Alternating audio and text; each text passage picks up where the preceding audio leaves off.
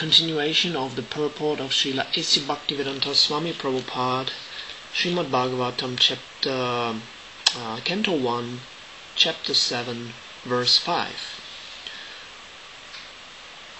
Personal superintendence of the illusory energy is confirmed in the Vedas, the Kena Upanishad, in relation to the demigod's controlling power.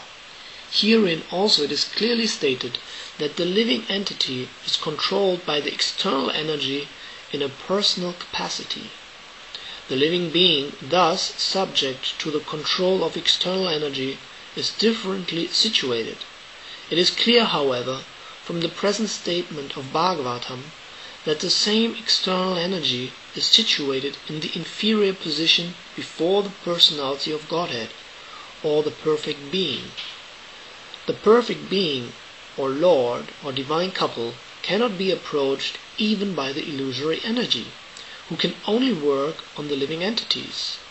Therefore it is sheer imagination that the Supreme Lord is illusioned by the illusory energy, and thus becomes a living being. In brackets, I like to add that this is what is called Mayavad philosophy, or impersonal philosophy as well. Closing the bracket here.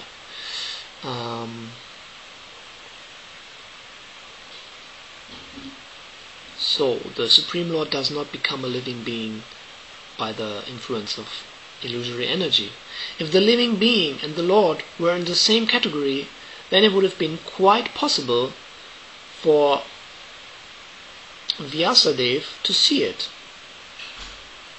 And there would have been no question of material distress on the part of the illusion being, for the Supreme Being is fully cognizant.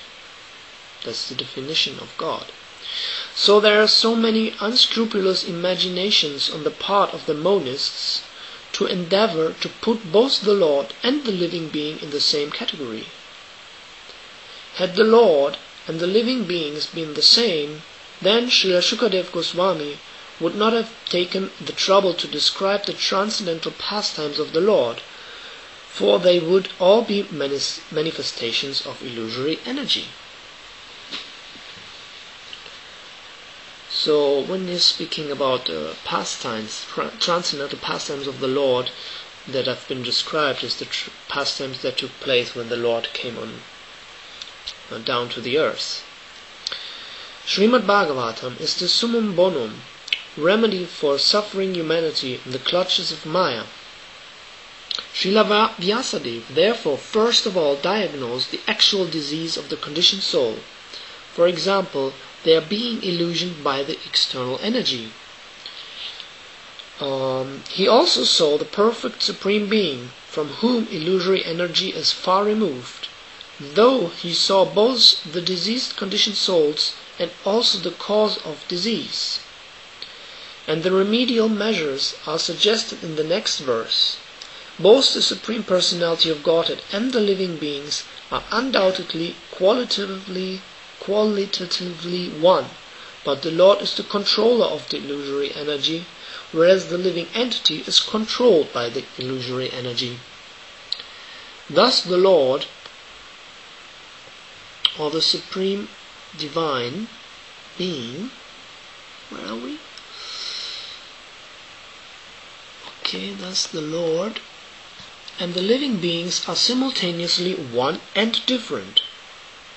Another point is distinct herein, that eternal relation between the Lord and the living being is transcendental, otherwise the Lord would not have taken the trouble to reclaim the conditioned soul from the clutches of Maya.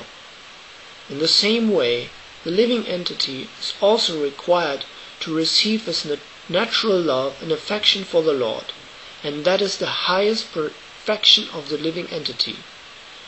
Srimad Bhagavatam treats the conditioned soul with an aim to that goal of life. Srimad Bhagavatam ki jai, Srila Prabhupada ki jai. See you next time. Hari Bol.